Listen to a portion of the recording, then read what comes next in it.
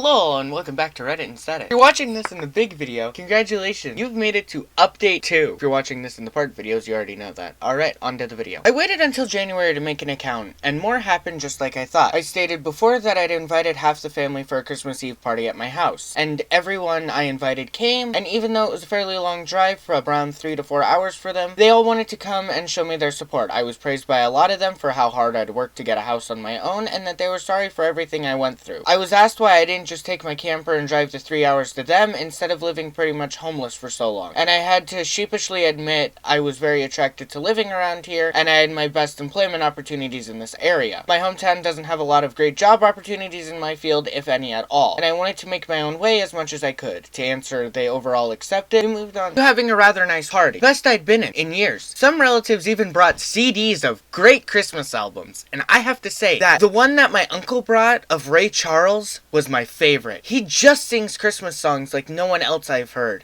It was a grand and happy time. I felt like for once I could finally forget my past issues and enjoy the moment. But I wouldn't be writing this if it stayed that way. About 2 hours into the party, you know who showed up. My parents, brother, and sister-in-law popped in trying to look all smiles. They didn't even knock. They just walked right up to my front door like they were meant to be there. I shut off the music and told them to leave immediately. They begged to stay and said they brought gifts. One of my uncles stood up and yelled at them before I got another chance to speak. And he said that they don't deserve to be in my home or my life after the crap they tried to pull months earlier. And he was backed up by several other relatives. Mind you, this guy is my mother's brother, and he used to love her to pieces until he found out about the crap that went on between me and my parents. My maternal grandparents, as old as they are, hurriedly got between us and said to my parents that if they want to make amends with me, it's far too soon, and they never been more disappointed in them than they were this past year. They'd hidden their favoritism from my brother from prying eyes for a long time, but no one was fooled anymore, and they needed to make a serious effort to try and actually treat me like a son if they ever wanted to be in my life again. Then they turned to Dan and sister-in-law and said that they've seen the repetitive nonsense sister-in-law keeps posting about, and they're tired of it, and just to let it go already. My house will not become their new home. Sister-in-law went back to her old standard of crying. How she should be the one that was living here, not me. She plopped down in a chair to have a tantrum and to say it wasn't fair I got this house to myself when I have no family of my own, and she has 4 kids that needed more space. And she just wanted a better place to live in and to feel like a real mom. It was petty of me, but I loudly pointed out that she sucks as a mother because she lets my mother do most of the parenting while she sits on her butt all day drinking, playing on her phone, or going out and spending all of Dan's money. And she has the nerve to complain about it. I even joke that I'm surprised her baby doesn't get drunk from her breast milk since she drinks so much, which I admit went a bit too far as I got some stares.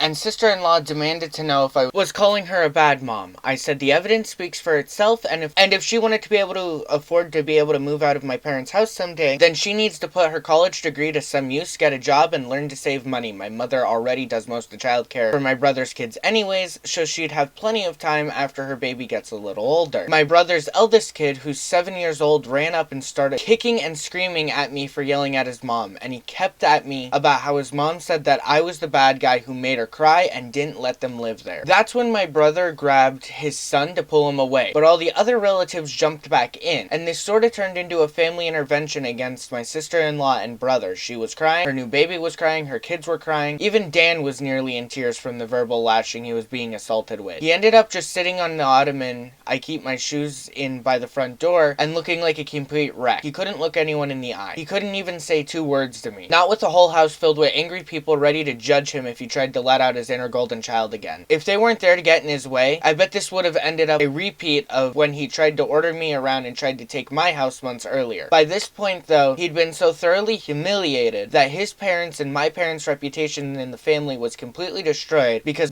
the masks were all off now. Soon after, my parents, brother, and sister-in-law all left in defeat, the party resumed, and we all avoided speaking of what just happened for the rest of the evening. Since most of the adults had been drinking, everyone stayed the night in my house. I even let some of them sleep in the camper so there'd be enough space. I admit it also makes a good guest house. My relatives all wanted a tour of it earlier as well, and they said they couldn't believe I'd been living in it for around 2 years. I got a lot of questions about it, like what summer and winter was like. And so, one, I was up earlier than everyone else Christmas morning, and had a fresh pot of coffee and some ibuprofen for those spiked eggnog hangovers a few of them had. I was being complimented on being a way nicer host than my parents ever were, were, and we all agreed to do this again next Christmas. After Christmas, sister-in-law did finally stop making posts that were obvious digs at me and deleted all of the old ones as well. But shortly after the new year, she more recently made a new post complaining about how she tried to convince my parents to get a camper like I did so she could set it up in the backyard so Dan and his family could use the whole house as their family home. Well, a taste of one's own medicine is never fun, because my parents turned that idea down. Vehemently, I hear no one is gonna push them out of their own home, let alone their master bedroom. The post was only up for a couple of days before sister-in-law moved it, and she has hardly posted anything since then. She loves to complain, but if a tree falls down and no one is around to hear it, can it still complain? Sister-in-law, I guess, has realized there's no point in doing it when no one hears her anymore, and Dan can't afford to move his family out on his salary alone anytime soon. If they end up expecting another child in the next few years, I won't be surprised. Things mellowed down for me since then, and I've even invited friends over for a poker night. I suck at poker. I can never remember a thing about it. But so what? We get to drink beer and eat junk food, all while being merry idiots. We loaded up on Whoppers from Burger King. This dude has horrible taste. My God. And just had at it the best way 4 grown men can when they want to have a good unadulterated time and get drunk. I think maybe around summer I'll look into possibly dating someone. I'm not exactly getting younger here. Fingers crossed that goes well. My camper just sits idle in my yard now, and I'll admit there are some days I went out there just to spend time in it. I did live in it for 2 years. It's like my second home. And maybe one day I'll get to use it for camping, like it was meant to be. I've never been camping. My parents considered it a waste of time, so it'd be a completely new experience for me. This pretty much marks the end of what happened. My parents, brother, and sister-in-law have all been staying very clear of me. In fact, they seem to have gone back to acting like I don't exist, like they did before I bought a house. Not like that bothers me at all, it's better that way. Inevitably come back in some way. I know they will. I just wonder what kind of stupid thing they'll do next. Hello all, and welcome to the end of the video. This is the 20 seconds to the outro that I dedicate to them, that way you don't have end cards over your content. Hey! So this is part 2,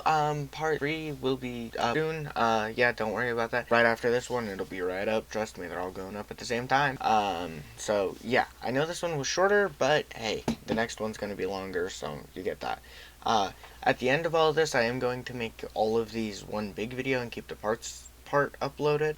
It would be 4 parts of varying length and then 1 long form video. So yeah, hey, enjoy. Defenestration is a word.